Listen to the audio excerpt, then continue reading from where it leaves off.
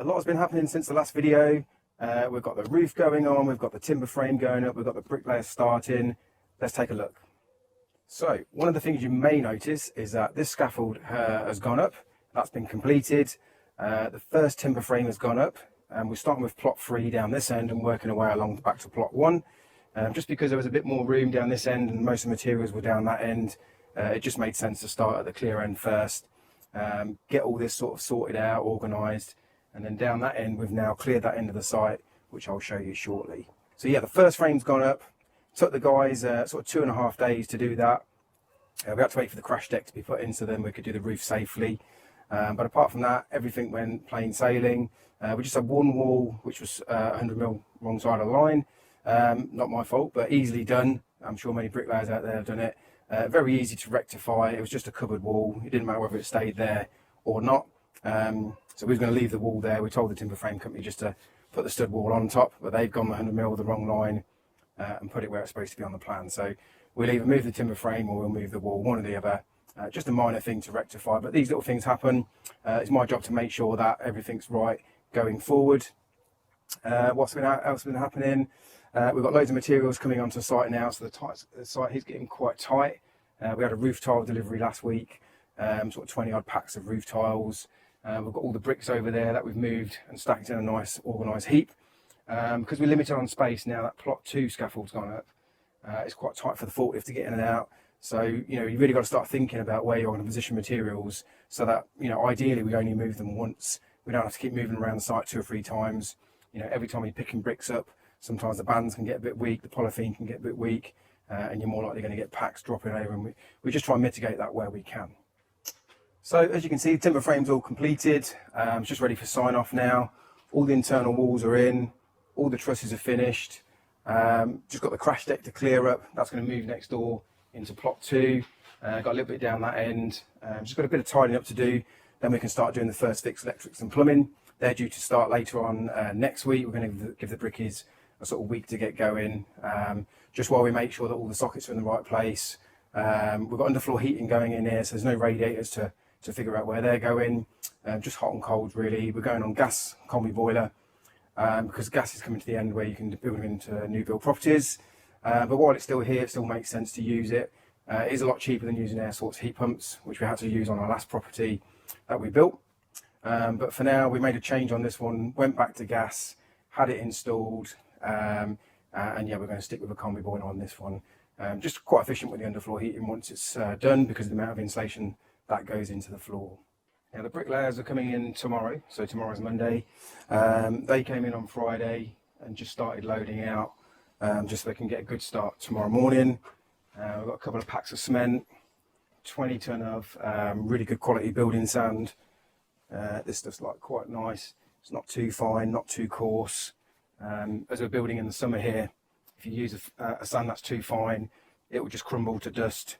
And again, too coarse, it will just go bitty, and when you sweep it out, it will just brush out the joints.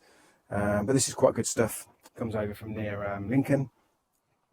We've got our water butt filled up, so we'll fill that up every sort of 3 days. We've got a tap where we live, where we're not on a water meter, so we'll just take that back in the evening, fill it up. Takes about 2 hours to fill up, then we'll bring it back to site the next morning, just because we haven't got any water on site at the moment. We're just doing the foundation on plot 1. Once that one's done, we'll get the water in, get the stopcocks on, and then we will have water on site. So it's not too long away, but for now we'll just use the Bowser. So yeah, this part of the garage is not timber frame, so this is just going to be built standard construction. So we've got a 9-inch wall on the back here, and then 4-inch wall on the sides with a pier. And then that wall there, that will have a blockwork wall, a blockwork gable, just separate the garage from the timber frame, just for fire. And then on this 9-inch wall, we'll have blockwork, face blockwork on the inside, brickwork on the outside, with a service door in here to access the garage from the back. As you can see, bricklayers are loaded all the way down there. They've got their profiles down here, just got to line those up. But they're all here ready to go. Got the bandstands, got the boards, got the clamps, all the brick ties, the DPC, expanding foam, slip ties, all here ready for the guys.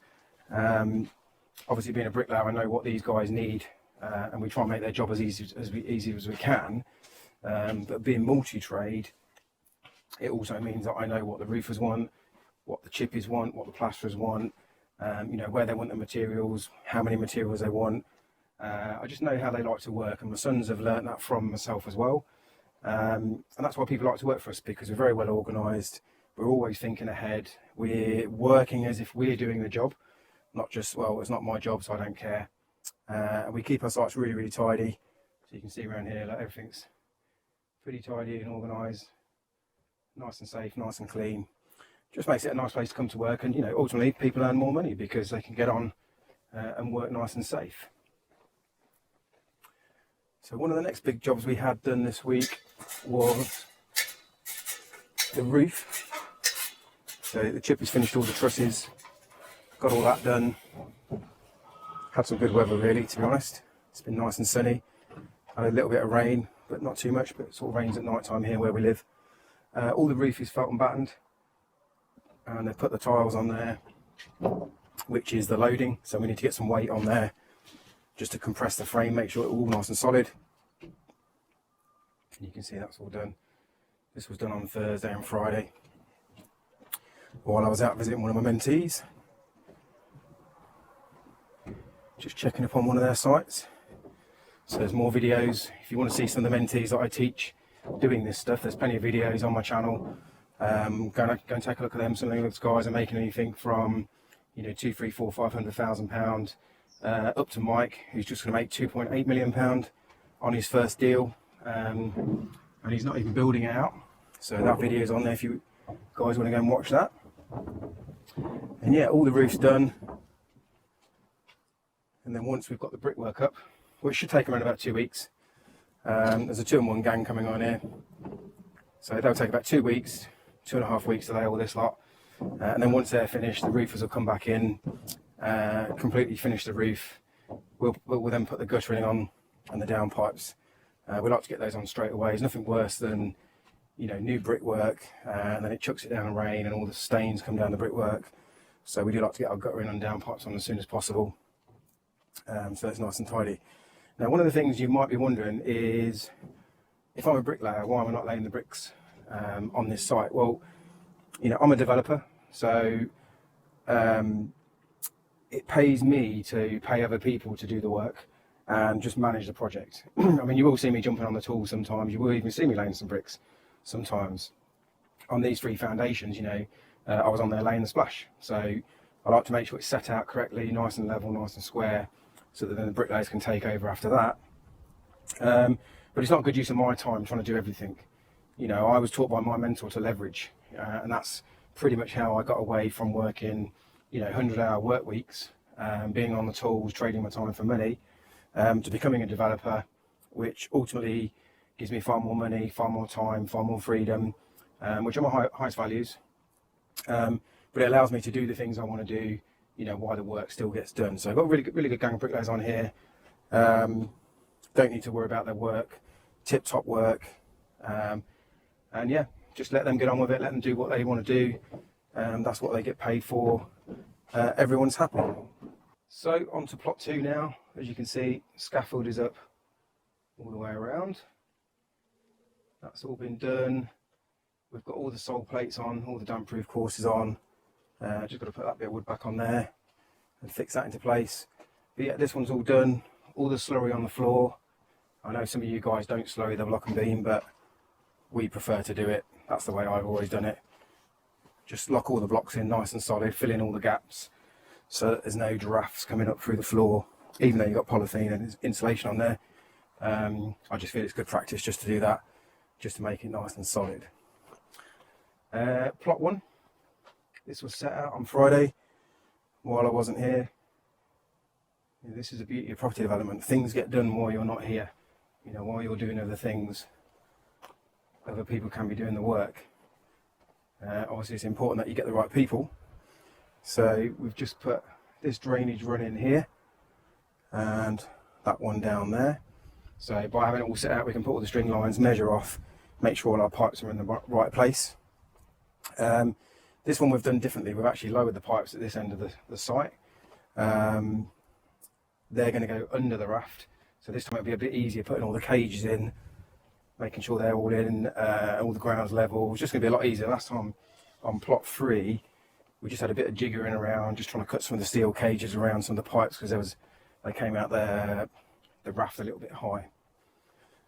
My son's been here making up the cages, so I've got a load of cages here ready made up. We've got a load over here.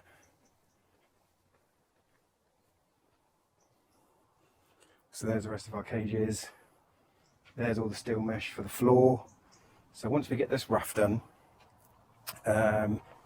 we should have a lot of stuff out of the way. We'll have all the steel gone. Obviously all the drainage will be gone. The formwork, once that's finished with, we'll get that off site. We was going to burn it, but I've got another use for it now for somebody I know, so that's going to get sort of recycled.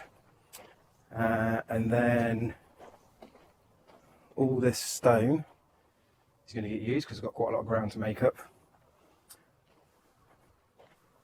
And we've nearly got rid of all the mud. So originally we was going to have to get away, you know, hundreds of lorry loads worth of contaminated soil. I've only took away 6 lorry loads so far, as some of you will know from watching previous videos. This is all we've got left, so I don't know, maybe 60 tonne, 80 at the most. But we've got some more ground to make up out the back of this plot once it's all in, so there won't be any mud left, which means less lorries going to and from the site, less mess, certainly saving, you know, thousands and thousands of pounds. I mean, could have been 150 to 200 grand worth of soil away. Obviously we've got to bring in some clean, uncontaminated, certified soil in the way back in, but that's fine. I've got 40 tonne of crushed here ready, just so we can start doing this floor. We'll probably have another 40 tonne, maybe 60 tonnes coming in next week. As we use it, we don't want to get too much here. It's pretty good. You can bring up within 1 or 2 days. The lorries are here. Construction's quieting down now, so materials a lot easier to organise. You don't have to organise now 1 or 2 weeks in advance. You know, it can just be sort of 24, 48 hours, and then the lorries are here. The other big job we did was we made the drainage connection into the entrance. So down there, we made the drainage connection, and we also installed all the ducting for the electric, gas, water and telecoms. So they're all in now, all good to go. There's the telecom box, all the manholes are in, all the drainage is in, all the services are in.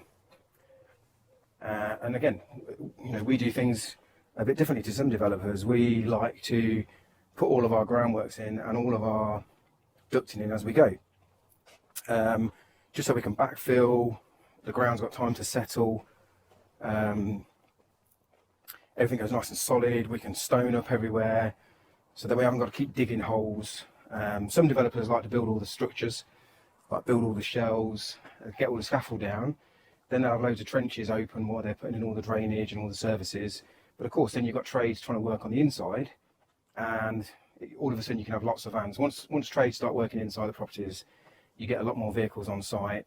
And of course, if you've got nowhere to park, you've got all the trenches, it can just be a bit of a nightmare. So we just prefer to do it as we go. You know, this plot's all done, all the services are in, all the stones back on the ground, it's all been rolled. It's got plenty of time to settle. The forklift's going to be driving up and down, crushing everything, making sure it's nice and compact. You get a bit of rain on it, and then when all the scaffold's done, we've only probably got to add about 3 to 4 inches of stone, and then we can, you know, give it a proper levelling coat.